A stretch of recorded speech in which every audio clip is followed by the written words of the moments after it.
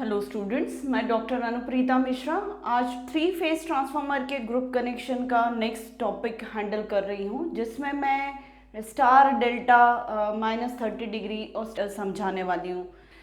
यहाँ पर फिर से वही कि स्टार डेल्टा का मतलब प्राइमरी स्टार में, डेल्टा सेकेंडरी में, और मुझे कितना फेज डिफरेंस क्रिएट करना है with respect to primary voltage, secondary induce voltage 30 degree से लैग करना चाहिए, मतलब -30 डिग्री होना चाहिए।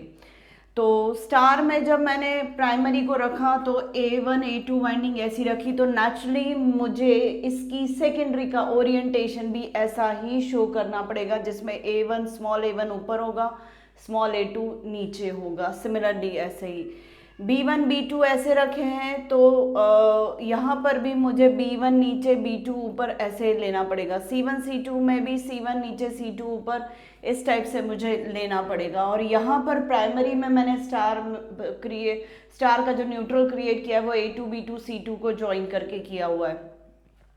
जब इस पैटर्न में ओरिएंट करते हैं हम ट्रांसफॉर्मर्स की को, तीनों ट्रांसफॉर्मर्स को, कि सेकेंडरी का कनेक्शन हम इस हिसाब से करते कि A1 को C2 से कनेक्ट करें, A2 को B1 से, B2 को C1 से, तो हमें फेज डिफरेंस जो मिलता है सेकेंडरीज में विथ रिस्पेक्ट टू प्राइमरीज, वो हमें -30 डिग्री का मिलेगा। इससे पहले भी जितना मैंने आपको star star 0 180 degree, delta delta 0 180 degree, वो इतना टफ नहीं था। ओरिएंटेशन हमें एक में 0 डिग्री के लिए सेम रखना पड़ता था, तो 180 डिग्री के लिए थोड़ा सा प्लेसमेंट वाइंडिंग्स का डिफरेंट हो जाता था, तो उससे 180 डिग्री का फेज डिफरेंस मिल जाता था। यहाँ पर जो है वो यहाँ पर प्लेसमेंट तो ओरिएंटेशन तो सेम वैसा ही है, पर किस पर्टिकुलर टर्मिनल को किस वाइंडिंग, सी वाइंडिंग की कौन से टर्मिनल से कनेक्ट करना है, वो हमारा डिफर कर जाता है फेज डिफरेंस क्रिएट करने में। मतलब वही एक्चुअली काम करता है नया फेज डिफरेंस क्रिएट करने में। देखिए +30 डिग्री में इसके बाद क्या कनेक्शन, क्या मुझे A1 को B2 से कनेक्ट करना पड़ेगा, तब क्या मुझे +30 डिग्री मिलेगा, इस टाइप का हम देख लेंगे। पर मेरा कहने का मतलब ये है कि वाइंडिंग के टर्मिनल्स को किससे कनेक्ट करें, उस हिसाब से हमें EMF सेकेंडरी वाइंडिंग से जो होंगे उतने पर्टिकुलर रिक्वायर्ड फेज डिफरेंस के मिलेंगे। तो ये फिक्सिंग हो गई है कि A1 को C2 से कनेक्ट करूं, A2 को B1 से कनेक्ट करूं और C1 को B2 से कनेक्ट करूं। तो ये कनेक्शंस यहाँ पर क्रिएट कर दिए डेल्टा के हिसाब से, और ये वाले कनेक्शंस हमने क्रिएट कर दिए स्टार के हिसाब से। तो मुझे अब -30 डिग्री का फेज डिफरेंस मिल जाएगा। पर चेकआउट कर लेते हैं कि कैसे मिल रहा है। डॉट मेरा A1 पर है, तो यहाँ स्मॉल A1 पर डॉट है, B1 पर डॉट है कैपिटल पर, तो स्मॉल B1 पर भी डॉट है, कैपिटल C1 पर डॉट है, तो स्मॉल C1 पर भी डॉट है, इस हिसाब से। अब स्टार कनेक्शन में करंट, अगर सप्लाई करंट A से इंटर कर रहा है तो वही फेस करंट बन जाएगा।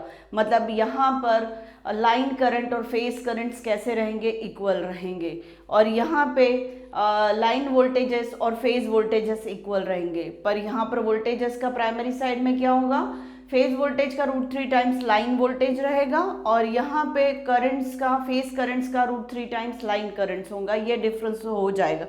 तो इसलिए मुझे प्राइमरी में जो है वो KVL लिखनी पड़ी, जिसको मैं रियलाइज करूंगी फेजर डायग्राम पे, और सेकेंडरी में मुझे KCL लिखनी पड़ी, जिसमें मैं रियलाइज करूंगी इन्हीं KCL इक्वेशंस को सेकेंडरी के फेजर डायग्राम्स पर। तो अब जब A1 पॉजिटिव पोलारिटी पे है और A2 निगेटिव पोलारिटी पे, मतलब N टर्मिनल, तो मैं कैपिटल A और कैपिटल N के बीच में करंट फ्लो करवा रही, तो A to N current flow हो रहा है, तो मेरे करंट का नाम IAN हो गया। डॉट से एंटर कर रहा है, तो यहाँ पे करंट डॉट से बाहर जाएगा। अब डॉट हायर पोटेंशियल पर है, और मतलब A टर्मिनल हायर पोटेंशियल पर है, B टर्मिनल लोअर पोटेंशियल पर है with respect to this winding. तो और करंट मेरा डॉट से बाहर निकलेगा, मतलब करंट कहाँ से फ्लो रहा है, B2 स्मॉल a फ्लो रहा है, मतलब BA, ये सीक्वेंस मैंने सफिक्स का रखा है, तो करंट का नाम मेरा हो जाएगा IBA। तो करंट का नाम IBA हो गया। तो अब मेरा वोल्टेज हो गया VAN, यहाँ पर वोल्टेज हो गया VAB, क्योंकि A हायर पोटेंशियल पर है B के रेस्पेक्ट में। यहाँ पर करंट हो गया IAN, तो यहाँ पे करंट हो गया IBA। अब मैं इन्हीं को रिफ्लेक्ट कर देती हूँ फेजर डायग्राम्स पर। तो VAN ये हो जाएगा, VBN ये हो जाएगा, VCN ऐसा का ऐसा ये हो जाएगा। इससे -φ1 एंगल पर लैग करता हूँ, मैं IAN दिखा दूंगी। तो सेम IBN जो है वो VBN को φ1 एंगल से लैग करेगा और ICN जो है वो VCN को φ1 एंगल से लैग करेगा। अब ये डॉट से करंट एंटर कर रहा है, इस डॉट से, जैसा अभी मैंने बताया डॉट से बाहर आ रहा है, तो ये करंट IBA है, तो B1 से बाहर आने वाला करंट ICB हो जाएगा सेम पैटर्न में, उसी तरीके से हम डिफाइन कर सकते हैं। और C1 से बाहर आने वाला करंट IAC हो जाएगा। अब यहाँ पर मुझे ये चेकआउट करना है कि इसके फेजर वोल्टेज और इसके फेज वोल्टेज में, मतलब सेम कैटेगरी के वोल्टेज में लाइन टू लाइन वोल्टेज में फेज डिफरेंस आ रहा है कि नहीं, या फेस टू फेस वोल्टेज में 30 डिग्री का -30 डिग्री का फेज डिफरेंस आ रहा है कि नहीं। तो अब मैं यहाँ पे आप लोग को क्लियर कर दूं कि जब दोनों डेल्टा में होते प्राइमरी और सेकेंडरी और दोनों स्टार में होते प्राइमरी और सेकेंडरी, तब हम फेज डिफरेंस जो चेकआउट करते हैं वो फेज वोल्टेजेस के बीच में करते हैं, मतलब प्राइमरी का फेज वोल्टेज के रिस्पेक्ट में सेकेंडरी का फेज वोल्टेज देखते हैं। और जब हम चेकआउट कर रहे हैं डेल्टा स्टार में या स्टार डेल्टा में, तो उस वक्त हम चेकआउट करते हैं न्यूट्रल टू लाइन टर्मिनल के बीच में, न्यूट्रल टू लाइन टर्मिनल के बीच में, या लाइन टू लाइन के बीच में हम चेकआउट कर सकते हैं फेज डिफरेंस को। मतलब यहाँ का जो फेज वोल्टेज है और यहाँ का जो फेज वोल्टेज है उसके बीच में बिल्कुल भी हम चेकआउट नहीं करेंगे कि क्या फेज डिफरेंस क्रिएट हो रहा है, क्योंकि यहाँ का जो फेज वोल्टेज है वही लाइन वोल्टेज है और यहाँ का ये जो फेज वोल्टेज है वो फेज वोल्टेज ही है, लाइन वोल्टेज नहीं है।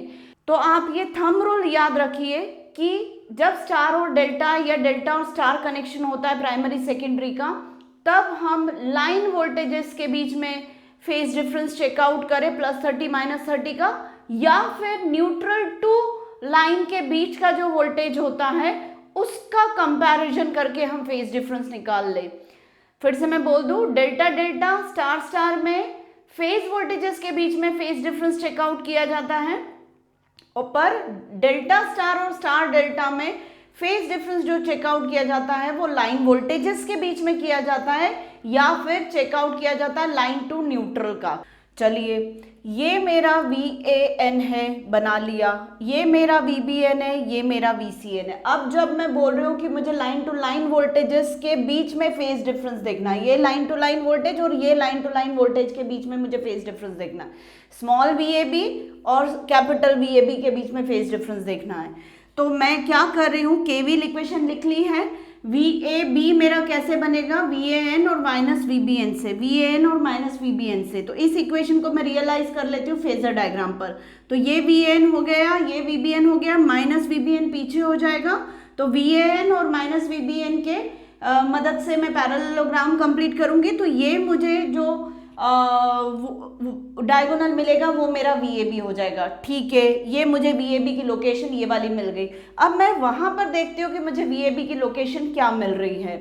तो यहाँ पर VAB की लोकेशन कैसी है, ये डॉट है विथ रिस्पेक्ट टू B, ये वाला टर्मिनल पॉजिटिव पोलैरिटी का। इस वोल्टेज का नाम मैं VAB दे रही हूँ, ये देखिए VAB।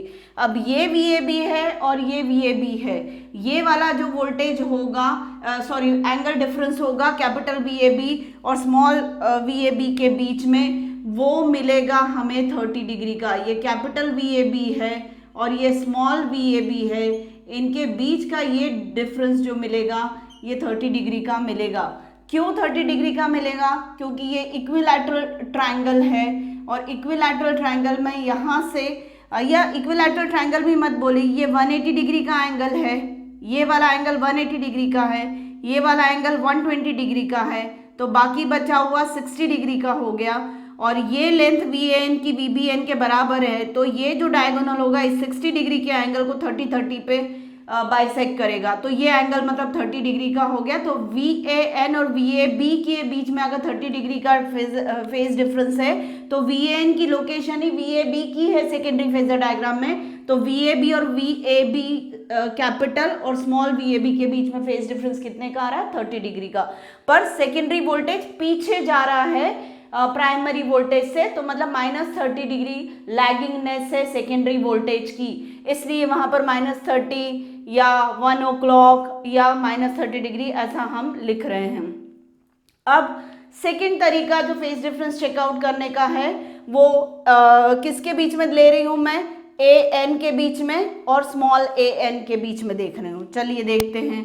अब ए एन तो मुझे कैपिटल वी ए एन तो यहाँ दिख रहा है, वहां मैं देख लेती हूँ स्मॉल वी ए एन कैसे आएगा। अब ये स्मॉल वी एन, ये एन मैंने कैसे लोकेट किया, तो ये एन इस तरीके से लोकेट किया कि इस डेल्टा की जगह अगर मैं इक्विवेलेंट स्टार प्लेस करूं, स्टार कनेक्शन, आप लोगों ने फर्स्ट ईयर में star delta delta star transformation पढ़ा होगा, तो मैं यहाँ पे डेल्टा की जगह यहाँ पर स्टार ले आ रही हूँ एब्स्ट्रैक्ट।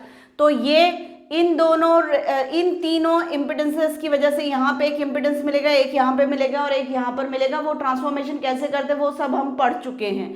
तो मुझे यहाँ पर एक एब्स्ट्रैक्ट एन मिलेगा। मुझे यहाँ पर क्या इम्पिडेंसेस आ रहे हैं उससे बिल्कुल भी मतलब नहीं है, मुझे सिर्फ इस एन की लोकेशन चाहिए। और ये जो वी एन वोल्टेज है वो मुझे यहाँ पर अगर वी ए बी ये है और वी एन ऐसा है, तो मैं इसको आपको समझा दूँ कैसे देखा जाता है।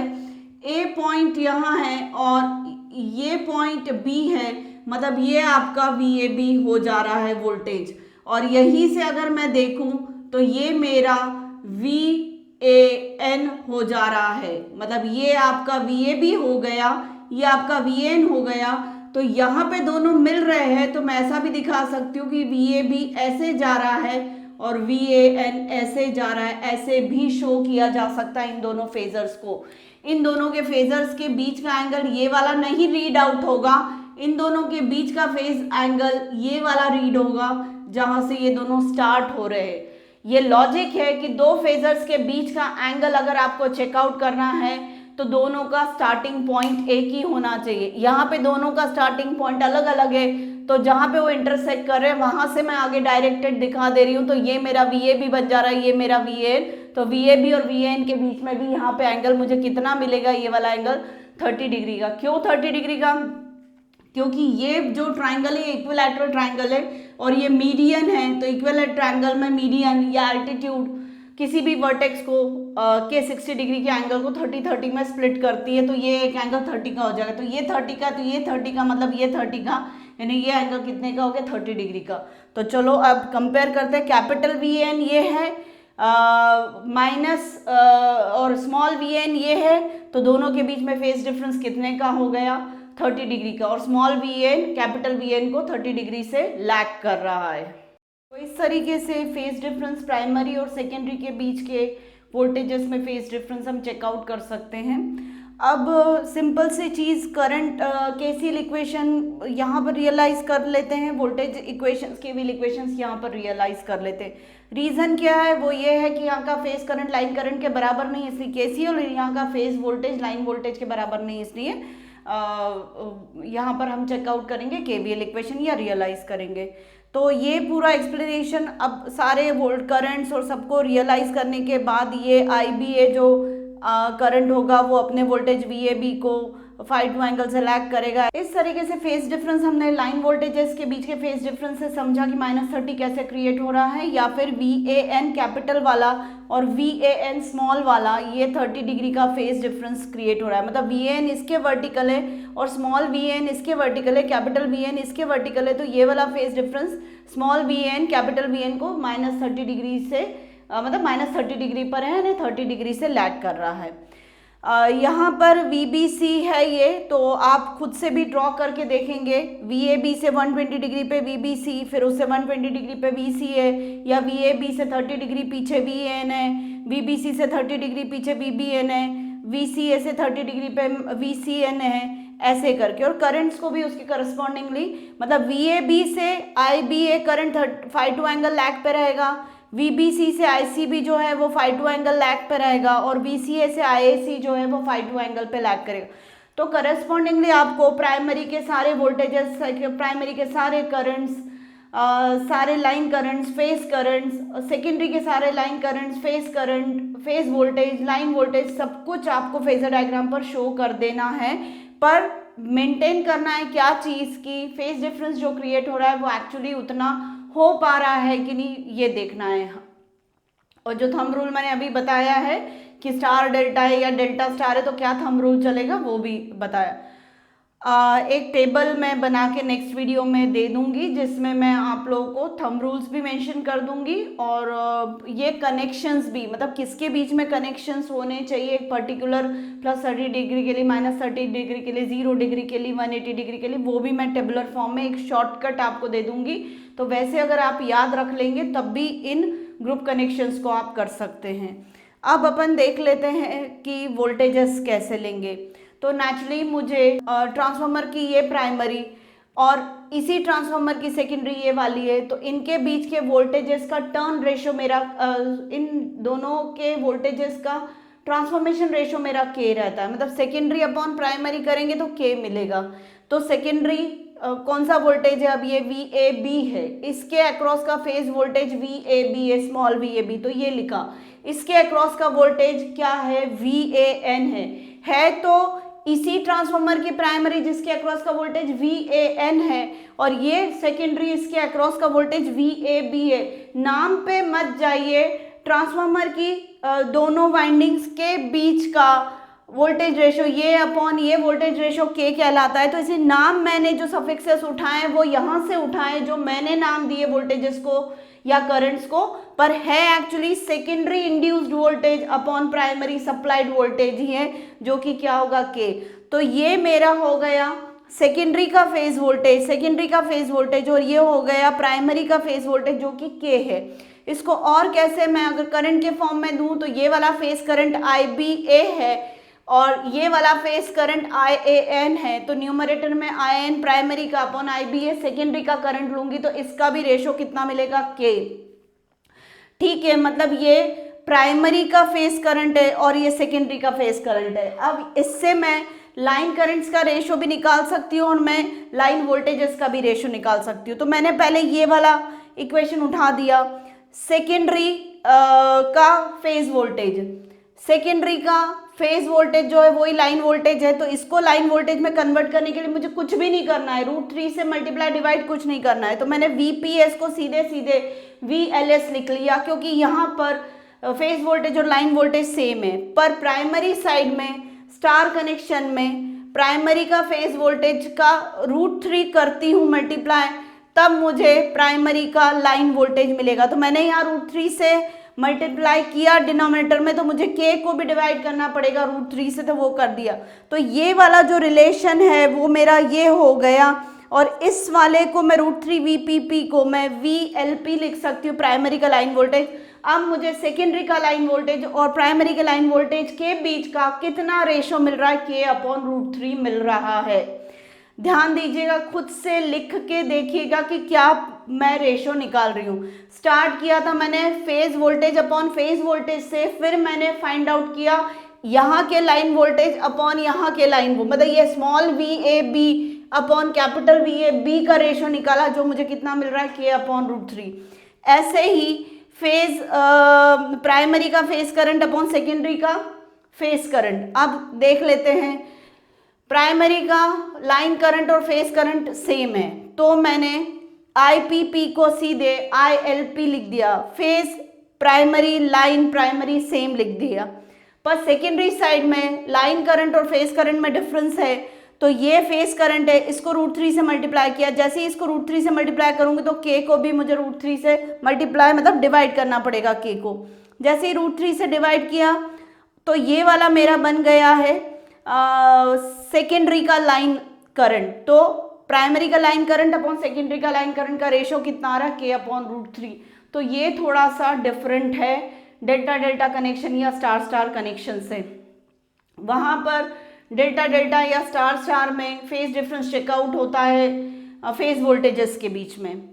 स्टार डेल्टा या डेल्टा स्टार जो अभी मैं करूँगी आगे, उसमें फेज डिफरेंस चेकआउट होगा कि ये क्रिएट हो रहा है कि नहीं लाइन वोल्टेज के फेजर्स के कंपैरिजन में। ये लाइन वोल्टेज का फेजर देखो और ये लाइन वोल्टेज का फेजर देखो, दोनों के बीच में फेज डिफरेंस मतलब सेकेंडरी का लाइन वोल्टेज -30 डिग्री पर दिख रहा है। या फिर एक दूसरा तरीका भी मैंने बताया, VAN कैपिटल और VAN स्मॉल के बीच में भी चेकआउट कर सकते हो, पर वहाँ पे ये एब्स्ट्रैक्ट ट्रांसफॉर्मेशन पे जाना पड़ेगा। अगर यहाँ डेल्टा है तो स्टार बनाना पड़ेगा, या यहाँ डेल्टा होगा तो स्टार पे जाना पड़ेगा, तभी हमें एब्स्ट्रैक्ट न्यूट्रॉन मिल पाएगा।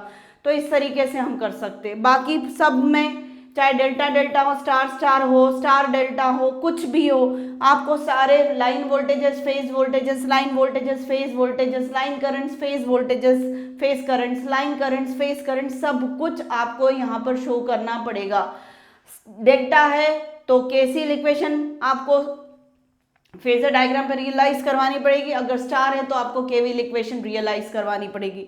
और ये जो कनेक्शन आ रहे हैं कि कौन A2 से B1 कनेक्ट हो रहा है कि A2 से C1 कनेक्ट हो रहा है, ये सारी चीजें जो है आपको याद रखनी पड़ेगी। पर कैसे याद रखना है उसका भी मैं एक शॉर्टकट टेबल आपको दे दूंगी। तो ये कनेक्शन डायग्राम भी आपको एग्जाम में बनाना पड़ेगा। स्टार डेल्टा में ये वोल्टेज रेशो भी थोड़ा सा टिपिकल हो जाता है। डेल्टा डेल्टा, स्टार स्टार, सब में ये रेशो हमारा के ही रहा, कहीं भी K/√3 नहीं हुआ।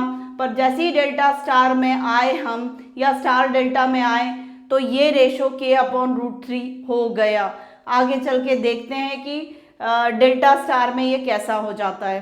तो ये पूरा मेरा एक्सप्लेनेशन था स्टार डेल्टा -30 डिग्री का। उम्मीद है आपको मेरा पढ़ाया हुआ पसंद आ रहा होगा और एक्सप्लेनेशन भी समझ में आ रहा होगा। अगर आज का वीडियो पसंद आया है तो प्लीज़ तुरंत लाइक कर दीजिए और मेरे चैनल को सब्सक्राइब करिए और ज़्यादा से ज़्यादा मैक्सिमम इससे फ़ायदा उठाने की कोशिश करिए, क्योंकि बहुत सारे टेक्निकल इंटरव्यूज़ में इस टाइप के क्वेश्चंस पूछे जाते हैं और मैं कोशिश करती हूँ कि आपको बिल्कुल इलेक्ट्रिकल इंजीनियरिंग की डेप्थ तक ले जाऊँ और सब्जेक्ट की नब्ज़ को पकड़वा दूँ या टॉपिक की नब्ज़ को पकड़वा दूँ।